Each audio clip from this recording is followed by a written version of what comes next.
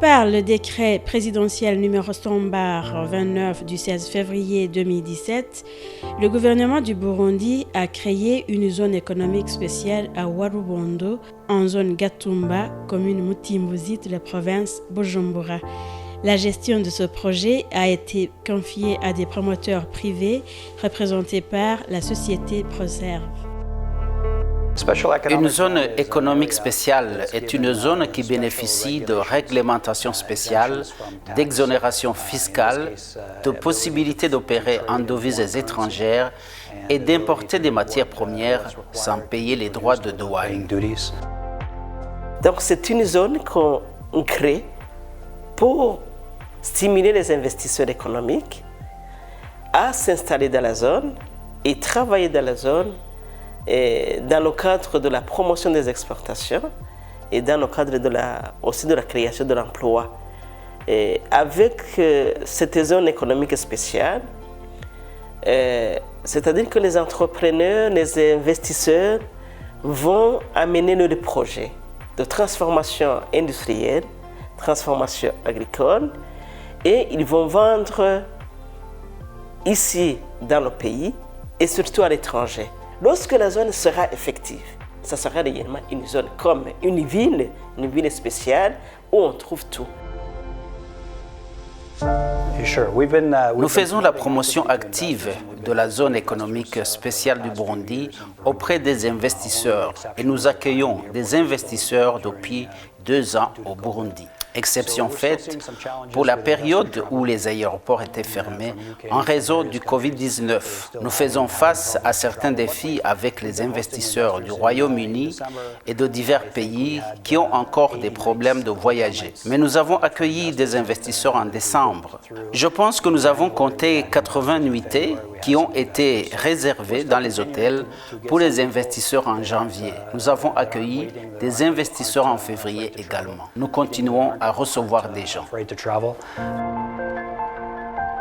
Nous avons assisté à d'importantes inondations dans toute la région et dans toute la zone du site, car il se trouve dans la zone de la rivière Rusizi et du bassin du lac Tanganyika. Nous sommes maintenant plus préoccupés par l'achèvement d'une étude hydraulique pour nous assurer que les aspects environnementaux sont respectés et que nous n'allons pas avoir des problèmes avec le développement des industries dans le site. Est-ce que cette eau provient de la pluie seulement? Est-ce que cette eau provient des rivières ou bien du lac? Ou bien il y a aussi des eaux souterraines qui peuvent empêcher même le fonctionnement de la zone?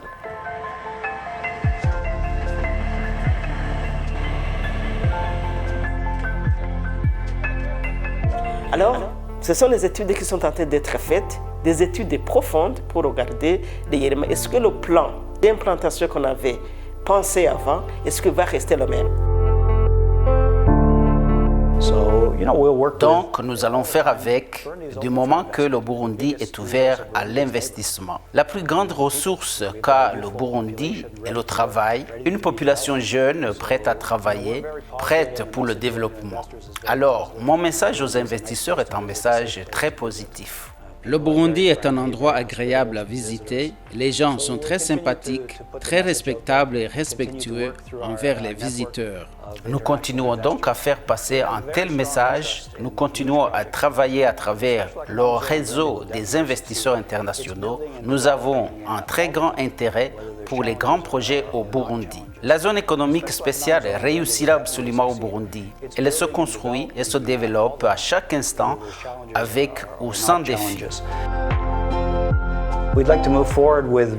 Nous souhaitons avancer avec une communication régulière, répondre aux questions et faire en sorte que chacun comprenne ce qu'est la zone économique aujourd'hui et ce qu'elle sera demain. En réalité, nous sommes ici pour soutenir les investisseurs et leurs projets de développement. Nous avons besoin que les investisseurs viennent à table. Nous aimerions donc que le gouvernement aide à en amener certains, à solliciter des investisseurs burundais pour qu'ils investissent dans leur propre pays. C'est un bon pays, le potentiel est grand.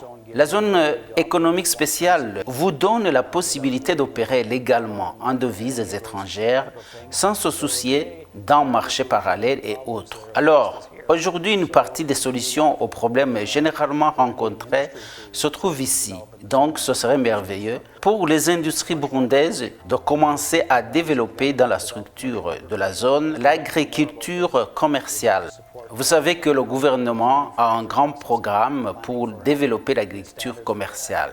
Nous prévoyons des industries de transformation agroalimentaire, une aide pour le commerce extérieur, faciliter une connexion plus directe aux marchés régionaux et internationaux pour que les marchandises arrivent sans passer par tant de niveaux d'intervenants dans la chaîne afin que les consommateurs puissent avoir un meilleur accès au marché. So that the consumers can get a better access to the market.